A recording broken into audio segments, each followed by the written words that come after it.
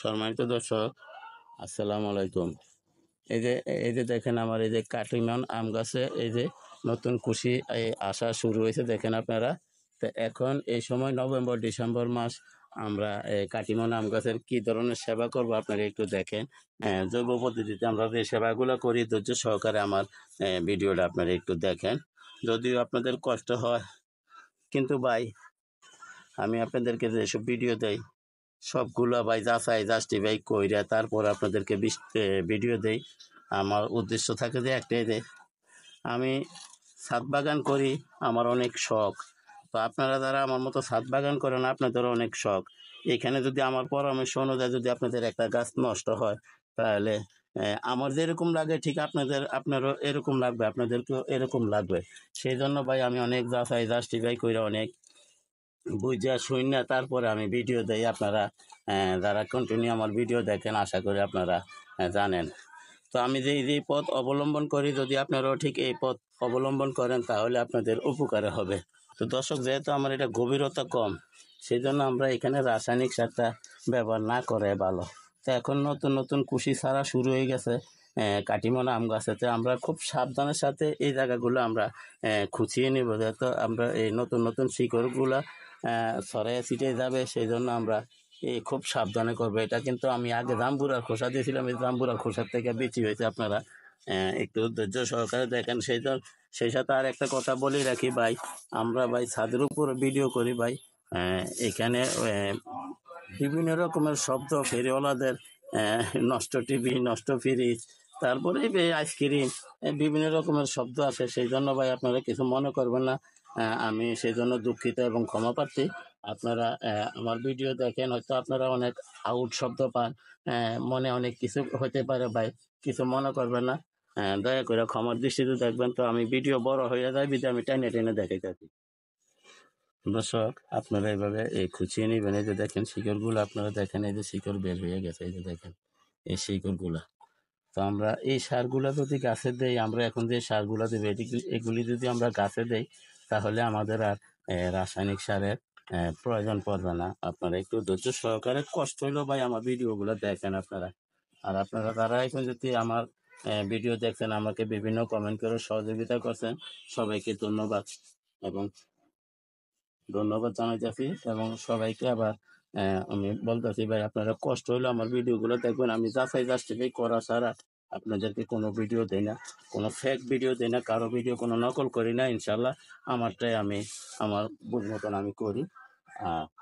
আমি চাই যে আমার গাছ যেরকম আমার মায়া থাকে, আদর থাকে গাছের জন্য, আপনাদের যাতে আপনাদের গাছ এরকম মায়া আদর থাকে। এবং আমার যেরকম একটা গাছ নষ্ট হলে খারাপ লাগবে, আপনাদের একটা গাছ নষ্ট হলে এরকম খারাপ লাগে। সেই জন্য আমি কোনো ফেক ভিডিও আমি আল্লাহর রহমতে ছাড়ি না। দেখেন আমি কিভাবে জায়গাটা করে নিলাম। এখন আমরা এখানে খাবার দেবো গাছে। নভেম্বর ডিসেম্বর মাসে এই খাবারগুলা গাছে অবশ্যই দিতে হবে। এইগুলো হচ্ছে আমাদের এই যে ফুলকপির যে ডাঁটাগুলো আছে সেগুলো। তো এগুলি আপনার হজম হইতে মানে মাটির নিচে পচতে ভাই অনেক সময় লাগে। সেই জন্য আমরা এগুলিকে একটু ছোট ছোট করে দেওয়ার চেষ্টা করব। ভাই ভিডিও বড় হয়ে যায় বিধায় আমি একটু টাইনে টাইনে দেখাইতেছি। আসলে আমরা যাই ব্যবহার করি আমাদের কোনো কিছুই আপনার ফেলে দেওয়ার নয়। হ্যাঁ, তারপরও আমরা অনেকে অনেক কিছু ফেলে দেই, কিন্তু এগুলি যে অনেক কাজে লাগে সেটা তো আর আমরা জানি না। তো আমি আপনাদেরকে জানিয়ে দিতেছি, আমরা কিছুই ফেলবো না। দেখেন আমরা এই যে কলা আনছিলাম খাওয়ার জন্য, কলাগুলা কালো হয়ে গেছে, মানে খাওয়ার অনুপযোগী হয়ে গেছে। তো আমরা তো এটি ফেলে দেব। ফেলে না দিয়ে যদি আমরা এটি গাছের গোড়ায় দেই, তাহলে এটা আমাদের পটাশ সারের উপকার করবে। আমরা দেখেন এই যে কলাগুলো কিভাবে কেটে কেটে ছোট ছোট করে এই গাছে দিতেছি। আপনারা দেখেন একটু।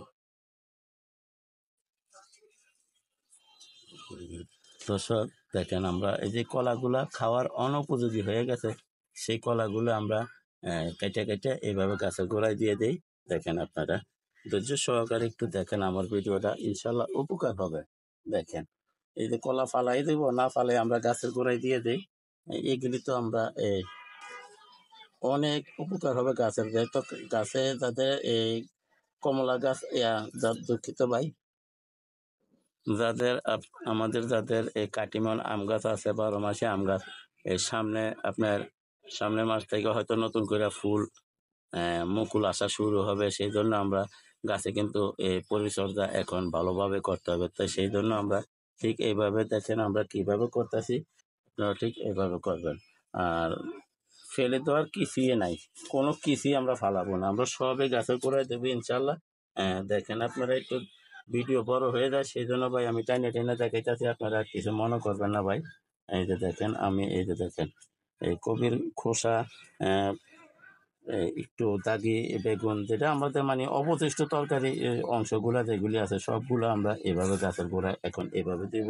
পেঁপের খোসা, আমরা যে পেঁপে গাছিলাম পেঁপের খোসা সহ আমরা এভাবে গাছের গোড়ায় দেবো।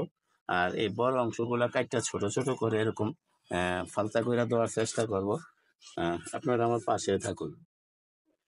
দর্শক, আমরা যে পেঁপে গেছি পেঁপের খোসা, এই যে টমেটোর এই আগাগোড়া কাটা, পেঁয়াজের খোসা, বেগুনের ছিলকা আমরা কিছুই ফালাবো না ভাই, সব গাছে দেবো। তো এখন আমরা এই যে দেখেন দেওয়ার পরে আমরা এখন মাটি দিয়ে ডেকে দেবো। মাটি দিয়ে ডেকে দিয়ে এই যে দেখেন আপনারা একটু ধৈর্য সহকারে দেখেন। এখন কিন্তু কিছু অংশ মাটি বেঁচে যাবে, তো বেঁচে যাক, তাতে আমাদের কোনো সমস্যা নাই, আমরা আবার এটা পরবর্তীতে গাছে দিতে পারবো। এই যে এই যে দেখেন হয়ে গেছে ইনশাল্লাহ। এখন একটু চেপে চেপে দেব। আজকে আর পানি দেবো না, আগামীকালকে দেবো। আমরা দেখেন এখানে আমাদের যত রকমের সবজির খোসা আছে সবই এখানে ইউজ করা হয়েছে, এখানে এটা ব্যবহার করা হয়েছে, যেহেতু আমাদের গাছে এখন আর কোনো রাসায়নিক সারের প্রয়োজন না পড়ে।